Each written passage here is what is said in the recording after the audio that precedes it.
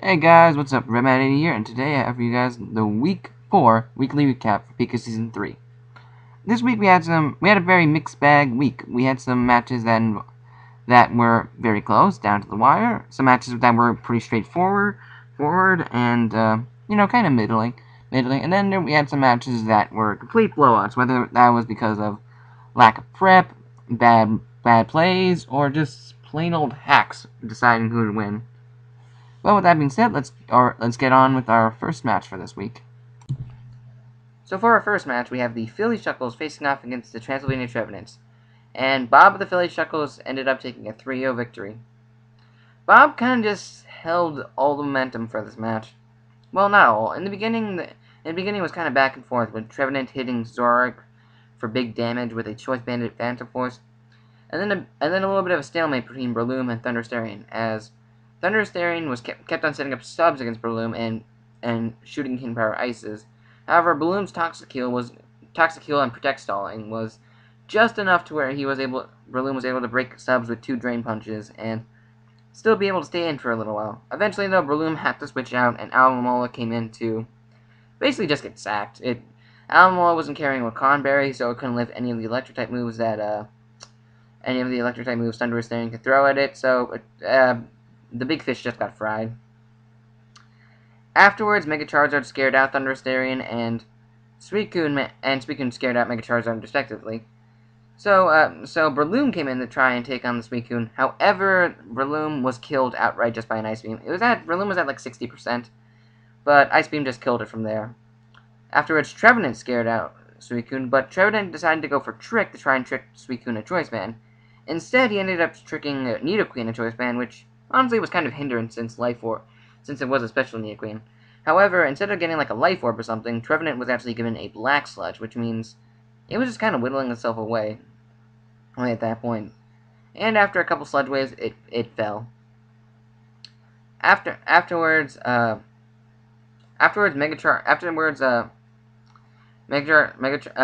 actually comes in, if I remember correctly. Yes, Azelf comes in to take on Nidoqueen, and predicting a Psychic move, Zoroark comes in on Bob's side. However, Azelf just goes for U-turn and ends up killing Zoroark. He goes into the Transylvanian Trevenants go into Mega Charizard, which then gets killed by Thunderstarian's Volt Switch, as it was at very low health. And then it's Azelf versus Claydol. No, it's Azelf versus Heracross. Heracross switches out into Claydol, as Azelf just goes for Psychic-type move, which does nothing. Claydol then self-destructs on the Crawdon switching, which, it does something, I guess. And then Thunderstarian is able to clean up the Crawdon with a Volt Switch.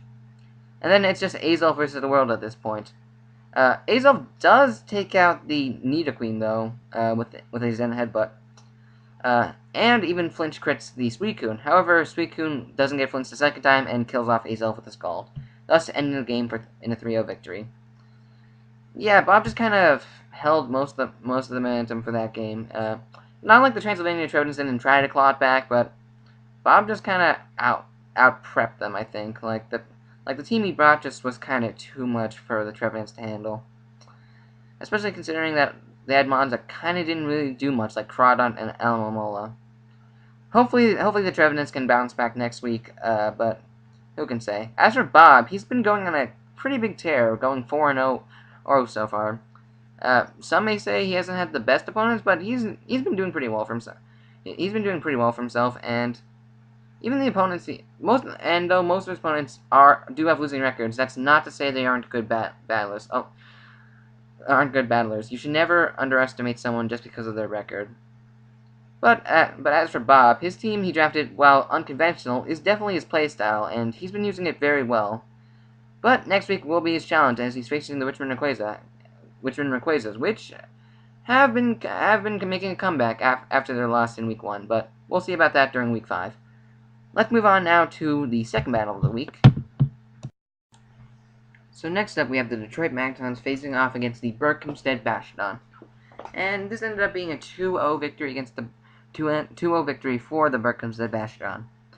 The Berkhamsted Bastiodon just played and prepped very well this match, bringing Toxic Spike Stall. That's a better way to phrase it. Toxic Spike Stall in a Toxic Spiker in Tentacruel, and then a bunch of users mons with a bunch of mons with Fake Out and Endure in order to rack up the toxic damage on the Detroit Magnetons team was very well prepped, especially considering that the Detroit Magnetons only had one way of removing Hazard, which was Flygon. Matter of fact, though, I think Flygon actually would have been a decent bring in this matchup, though I can understand why. He does have a lot of ice cover. He can have a lot of ice coverage on his team, so I can understand why Flygon wasn't brought with the Detroit Magnetons. I don't understand why it wasn't brought was Mega Swampert. I honestly think Rain Sweeper Mega Swampert actually did a decent job of taking on the Bastiodon's team, with Ice Punch plus Earthquake hitting every mon on his team pretty hard, barring the Mega Sableye. It's just a thought, but I probably would have brought, if I was him, I probably would have brought Mega Swampert instead of Kingdra, but that's just me. The Detroit Magnetons had some interesting sets. Tornado Starion ended up being a Lychee Berry set with Substitute, Acrobatics, I assume Superpower for things like Keytran and Bastiodon, and a fourth move that I don't know of. Possibly Knockoff, possibly U-Turn, I don't know. Honestly, I'm not sure if that was the best set either to bring. I think maybe a special attack, a normal special attacking set, maybe Assault Vested or Assault Vested or Life Orb to take on his team, because he doesn't really have too much of a switch in for Hurricane plus Focus Blast. There's not really much on his team that could handle that. Overall, I think the Detroit Magnetons played alright during the match, but they had a few weird plays. Like letting Tornado Starion die to Fake Out plus Shadow Sneak from Mega Sableye. That was a very weird play. And then letting Jellicent take a Giga Drain from Whimsicott just to do an Icy Wind that barely did a third of its health. In fact, it is very interesting that he ran Icy Wind instead of Ice Beam on both Politoed and Jellicent. Personally, I think Ice Beam is the better move in this scenario, considering Icy Wind is just was not a very good bring against this team. Like, the Bastiodons have some fast mons, but still, I don't think an Icy Wind is really worth it on things like Jellicent and Politoed. Nevertheless, he brought it, and you can't really change that. And then lastly, he made a weird move at the end of the match. It was basically Kingdra and Raikou versus Garchomp, Tentacruel, Medicham, and I believe the last one was Mega Sableye. Yes. And Mega Garchomp just killed Miltank, and instead of going to Raikou, he decides to go into Kingdra, thinking that Garchomp is scarfed and can outspeed Raikou. Here's the thing, though. Kingdra just dies to an Earthquake as well. So why wouldn't you test the Scarf with Raikou and try and outspeed it naturally, instead of letting Kingdra die and then testing it afterwards with Raikou? To me, that was just bad ordering in my opinion, but you can't really change that. Overall, I think the Berkhamsted Bastiodon just played better than the Detroit Magnetons this match. Not to say that the Detroit Magnetons are bad players, they just didn't play that well. They just didn't prep and play as well as the Bastiodons this match. Hopefully they can bounce back and get a win this week. Get a win next week. But, you know, that's Pokemon, so who knows.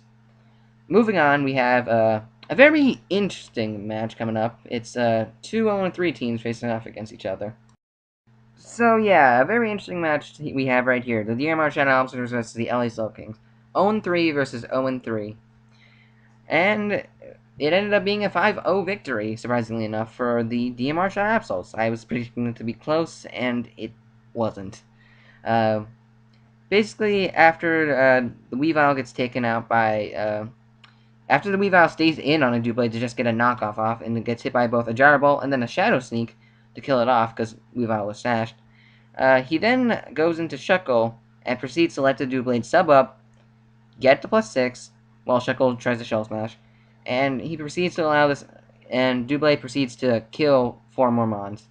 Afterwards, the Shadow Absols preserve Doublade, interestingly enough, instead wanting to sack Aerodactyl, as Aerodactyl gets some good chip damage on Dragalge, which kills it off with a Thunderbolt, and then Mew finishes that off with Psychic. So it was a very short match with Doublade just destroying the LA Slowkings team. It was just not very well played. The LA Slowkings just didn't play well against the Doublade. They let Weavile die to it, and then they leave Shuckle in to allow it to set up to +6. That's just not something you really do. You probably should have gone into something like Lantern or Lantern, or depending on what moves are on Dragalge. Well, again, depending on what moves. If Dragalge didn't have a move that was neutral to it, you probably shouldn't send that in.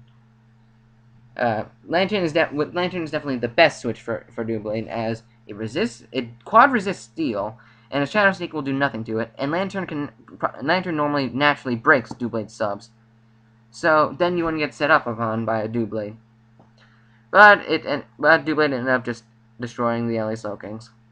So congratulations to the DMR Channel Absols for getting a win. You are no longer 0-3. You're no longer undefeated. I mean, you're no longer defeated completely. I'm messing up my words. You no longer are winless. There we go. That's the correct word. And I'm sorry, LA Slowkings, you're still winless. Hopefully you can get a win next week. But you are facing the Berkhamsted Bastiodons, who are currently 4-0 and are on quite the tear. It's going to be hard, but you know, if you prep well enough, you will be able to take them out. We'll see what happens. Moving on, we have actually another quick match. So next up, we have the Richmond Quagsires facing off against the Oneonta Quagsires. And this ended up being a 5-0 victory, just like the last one, for the Richmond Quagsires. And yeah, this was a very quick match, again, just like the last one. The first few turns ended up being a few switches, and then it became Donphan versus Crocodile. And eventually, Donphan kills Crocodile with Playeros, but Donphan also dies to Crocodile's Toxic. So to double down, Keldeo comes in, and so does Volcarona. Keldeo tries to set up sub, predicting Volcarona to switch out, but Volcarona just ends up going for Giga Drain to break the sub. Keldeo goes for Scald and instantly kills Volcarona. Then Dylan makes the weird switch into Registeel, and things just end there, because Keldeo is able to set up a sub on the Registeel as Registeel sets up Stealth Rocks. Then Registeel protects, trying to see what it goes for, as Keldeo just goes for a Calm Mind and proceeds to kill the rest of the Oneonta Quagsires team. Yeah, that was basically it. The Oneonta Quagsires basically lose to sub Calm Mind Keldeo. And this was a very uneventful match. Dylan of the Oneonta Quagsires has stated that he's not very good. Has stated to us that he's not very good at this. He's tried building for teams, but he just can't seem to win. And I feel very sorry for him. This is his first season, and it's most likely going to be his last. He mentioned that he's not really that great at it, and probably shouldn't be here. He's gonna continue the season. He is not gonna quit on us, which is very respectful of him. But he's probably gonna leave after this season. Hopefully, before he leaves, he can get a few more wins. I don't want to see him just lose the rest of his season. But who can say? At least he did win once against the LA Slowkings. There's at least that. And who knows? He may win again during the rematch, and he may win against other people. We don't know. But for now, it seems like he's in kind of a slump. As for the Richmond Quagsires, with this win, they are starting to get close to the Philly Shuckles. If they are able to win 4-0 against them next week during Week 5, which is when the Richmond Quagsires and the Philly Shuckles will face off, he will be able to become the Ruby Division's #1 person, and Philly Shuckles will be put at number 2. If he wins by less, the Philly Shuckles will still be ahead of the Richmond Quagsires. That's going to be a very good battle. After the loss against the Denver Dashers, Richmond Quagsires have been pulling it back, and they have subsequently won every match since. Will they continue to win every match? Who can say? But right now, they're looking pretty good. So, let's move on now to some Sapphire versus Pearl Division matches, starting off with the Indus Valley Infernapes versus the Sequim Malamar. So next up, we have the Indus Valley Infernapes taking on the Sequim Malamars, and the Indus Valley Infernapes finally broke their winless streak and got a 5-0 victory, which is pretty good. They probably should have gotten a win earlier, but, you know, hacks kind of got in the way of that. Though the Sequim Malamars weren't in the best state of mind during this battle. Not to discredit the win for the Indus Valley Infernapes. They prepped well, and they played very well as well. Well, I say well too many times in that sense. Barring trying to wear out an Espeon, he didn't really make any misplays during this match. But the Sequim Malamars weren't, like I said before, weren't in the best state of mind for this match. They had apparently been working a lot this week, and couldn't really find too much time to prep, so he had to prep last minute. And because of the time zone differences, the Indus Valley Infernapes lived in India, and I believe the Squim Malamars live in California, or somewhere, no, Washington. He lives in Washington. They have to schedule it at a very late time for the Squim Malamars. So in the end, this kind of just made the Squim Malamars both very salty about the match and very and not being able to make the right plays and prepping well enough for the match. Case in point, they didn't prep well enough for the Bisharp. They didn't really have too much to take out Bisharp. They had Diggersby, which could take it out, but he let that get whittled down.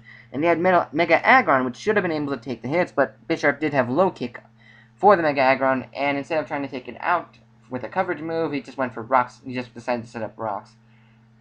Which, wasn't the best move considering A, he still had Golbat was alive and could easily defog it later on in the match, and B, Bisharp was a major threat to your team and you probably should have taken it out, but again, he wasn't in the right mind state, so I guess that's why he didn't try and take out Bisharp.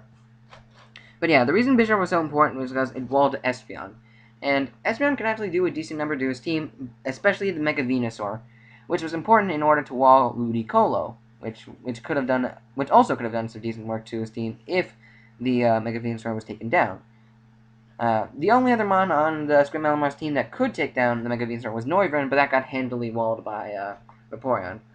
Overall, the Indus Valley Infernape prepped very well for this matchup, and they deserved to win. Maybe the win shouldn't have been that big, considering that maybe the win wouldn't have been that big if the Squim Malamars were actually in the right state of mind. But they prepped well, they played well, and the Squim Malamars weren't able to prep well and play well. It's just kind of how that rolled. And specifically the Squim Malamars, this was just a bad week for them. I've seen how the Squim Malamars play. They won the championships in Season 2. They got to the playoffs in Season 1. They are good battlers. This is not going to throw them off. Andy may feel like he's not playing to the best of his ability, and he may feel like his draft is not that great, but he's done this before back in Season 2, and he ended up winning that season. So in my opinion, he's going to be fine. Everyone in his division and in his rival division lost, except for the Berkhamsted Bastiodon. They are the only ones in the Sinnoh Conference to win. So to Andy, you're doing fine. It was just a bad week. You'll bounce back. Don't worry. Anyway, let's move on to the next match, which is the Iowa Focus Energies versus the Gotham Golbats.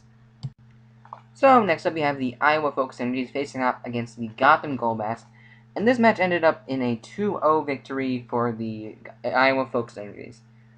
This match was very back and forth in the fact that the Gotham Golbats actually had the lead for the first half of the match, but then the Iowa Focus Energies took back the match and won it from there. So basically, the Gotham Golbats were able to wear down Nick's team and kill the Togekiss with Mega Altaria with a couple body slams and a few air slash misses. And Jolteon did kill the Gengar in one Shatter Ball. So with a 6-4 lead, the Gotham Golbats looked in a very good position. However, Blissey came in, and after that, Blissey kind of took the momentum from the Gotham Golbats and gave it to the Iowa Focus Energies. As the Gotham Golbats switched in Ferrothorn, as Chris thought Ferrothorn was a pretty good switch into Blissey. He couldn't really do much, could only Seismic Toss, and that would weaken it. However, this Blissey was packing Flamethrower, which ended up killing the Ferrothorn, which meant that his best switch into Tyrantrum, which was physically defensive this week to take on Victini, was now gone, and so Tyrantrum also kind of wreaked havoc, with Tyrantrum being able to kill off the Gliscor with Ice Fang, and the Tyrantrum being able to wall anything the Victini threw at Nick's team. With being able to take very little damage from Weak Rate, and even a Brick Break only doing a measly 29%. Not to mention that Stealth Rocks were pretty important during this matchup, as Victini was taking a lot of damage when coming in, and the Gotham Golbats team in general lost a lot of health due to Stealth Rocks. Both Victini and Latias died to those Stealth Rocks that Tyrantrum set up. And then Blissey basically just killed Mega Altaria and Jolteon with some Cypher Houses and won the game from there. Nick did lose Mega Gallade and Chestnut along the way in order to preserve his walls, but in the end it was worth it as Nick was able to clutch the 2-0 victory. Fun fact, Nick actually brought a belly drum Chestnut this match to try and set up on the Ferrothorn and sweep the Gotham Golbats team. It didn't work, but it's the thought that counts. So Nick is able to get his second win of the season, and the Gotham Golbats remain winless. Hopefully they can pick up a win sometime soon. Their next matchup is against Socrates and the Best Grand Rangers. It's a pretty hard matchup, but the teams look pretty even, honestly. Certain mons on each other's team could handle the other, and it's definitely going to be an interesting match. The Gotham Golbats, even though they're 0-4, are good players. Their first two matches were a bit shaky, but their third and fourth match have proven that they have learned from those matches and have become better battlers because of it. Sorry for the cough. So it should be a pretty good match. Speaking of the Best Grand Rangers, my match against them is the next match we're going to be talking about. So we have the Washington Red Shells my team facing off against the Vesperkenbrock Rangers.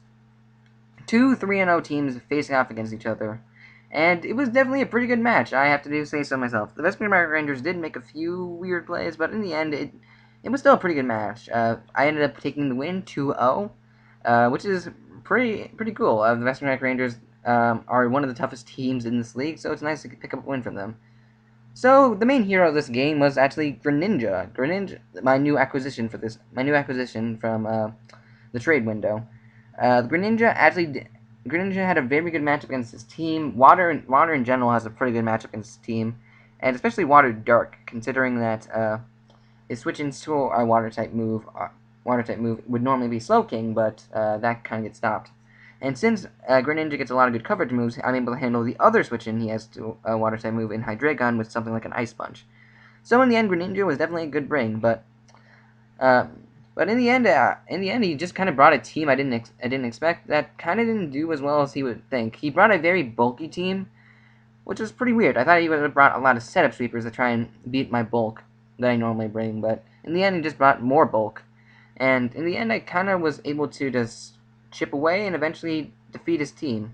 He brought a bulky Infernape to try and take on Mega Scizor, but I managed to get a Toxic on it with Scizor, and a bunch of ballsy staying in on Infernape with Scizor to heal up or get some good, or predict a U-turn to try and get initiative.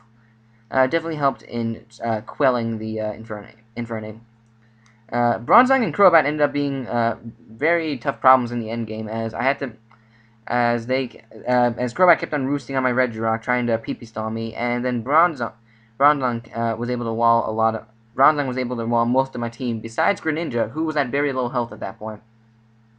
Scavalier died to Hidden Fire from Florges after getting worn down by constantly switching in. Tyranitar ended up dying to Regirock died to Greninja's Night Slash, but originally took like 88% from like a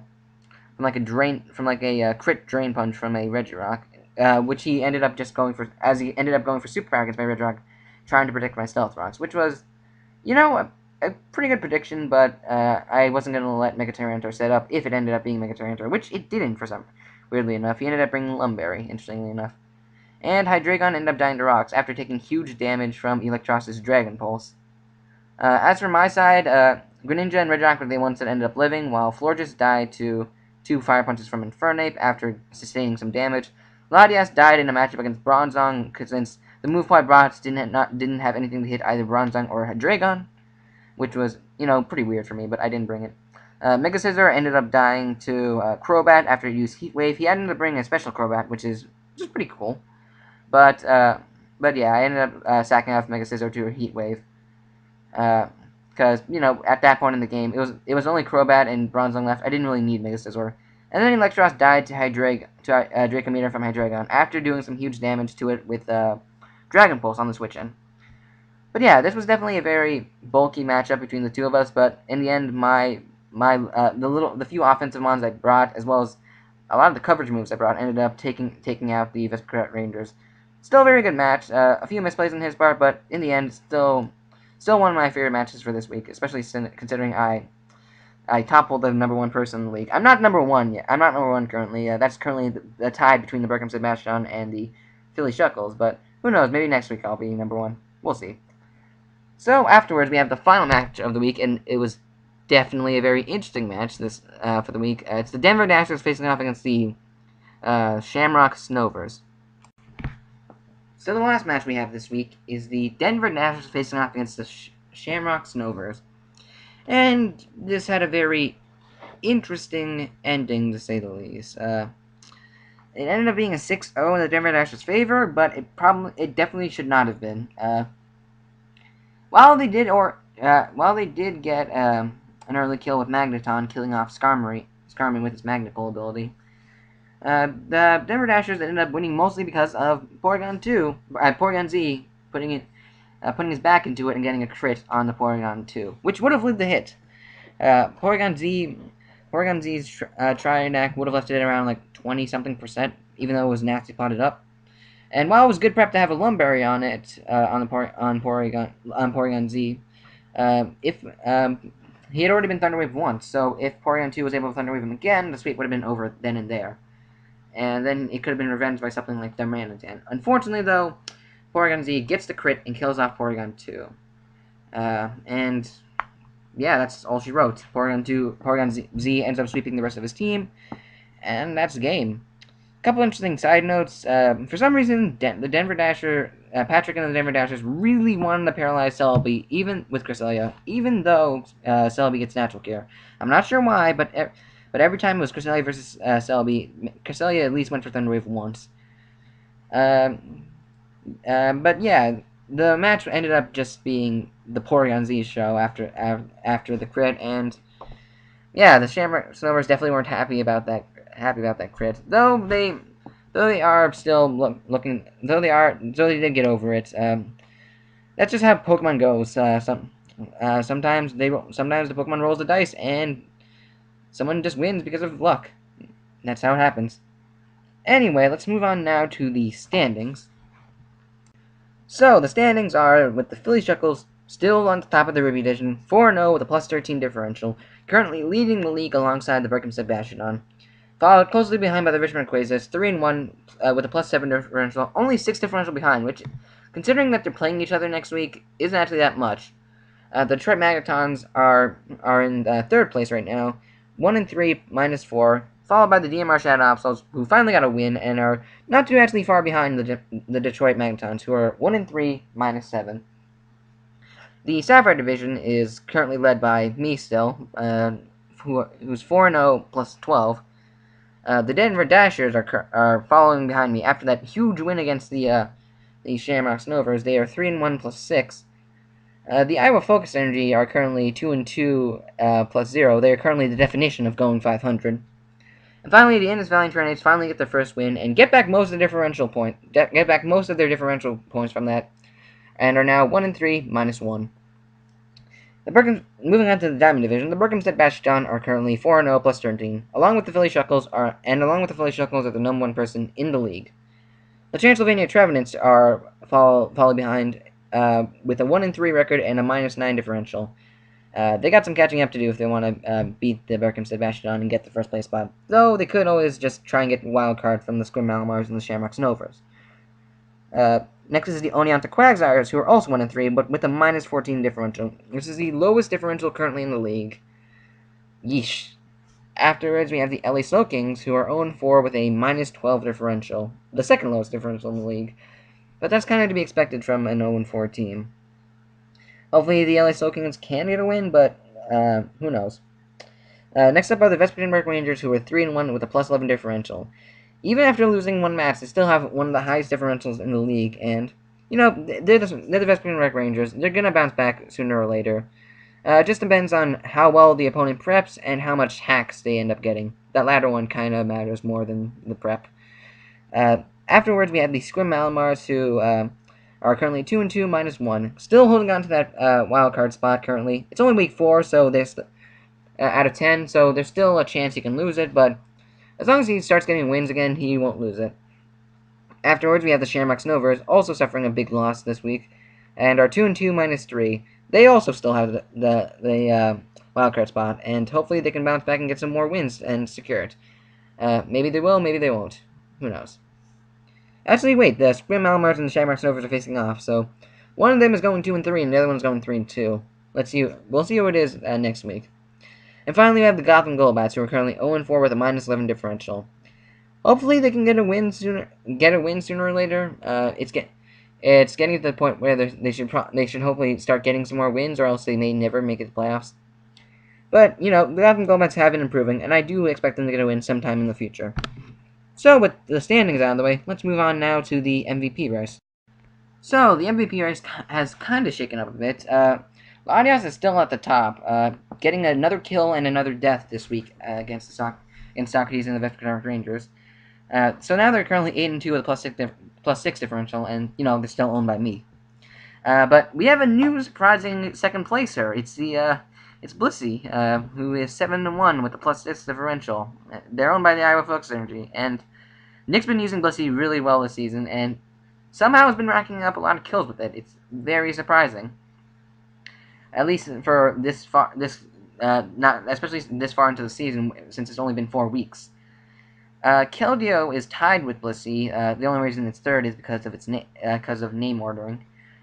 With 7 kills and 1 death, with a +6 differential, and they're owned by the veteran Rayquaza. After getting a huge sweep against the Oneonta Quagsires, it's to be expected that they'd be up here somewhere. Afterwards, we not shown on here. We have Suicune, who's 6-0, and Thunderous Therian, who's also 6-0. Both owned by the Philly Shuckles. I am losing the ability to speak. I should hurry this up. Next up, we have my Mega Scizor, who was originally second place last week, but now is down at 6. Who is right now 7-2 with a +5 differential, and is still owned by me. And then afterwards, we have Porygon Z getting a cheeky sweep against the Shamrock Snovers, and they are now 5-0 with a +5 differential, and they're owned by the Denver Dashers. Hippowdon is also 5-0, weirdly enough, owned by the Veteran Rangers, and have a differential of +5. Dragonite has made a big fall from 3rd place to 9th place, and is currently 5-1 with a +4 differential, still owned by the Berkhamsted Bastiodon. And lastly, we have Landorus Therian, who is also 5-1 with a +4 differential, owned by the Transylvania Trevenants. Not shown here is Superior, who is also 5-1, owned by the Richmond Rayquazas, and have a +4 differential. But yeah, that is the weekly recap for this week. I hope you guys enjoyed. If you did, good for you. Glad I make someone happy with these videos. And hopefully this week we can actually also get some power rankings. Hopefully all the confusion about who's doing power rankings and how it should be done should be over with, hopefully. And hopefully we can have some power rankings this week. No promises, but we'll see. With that being said, guys, I'd like to thank you guys for watching once again, and I will see you guys next time. Goodbye.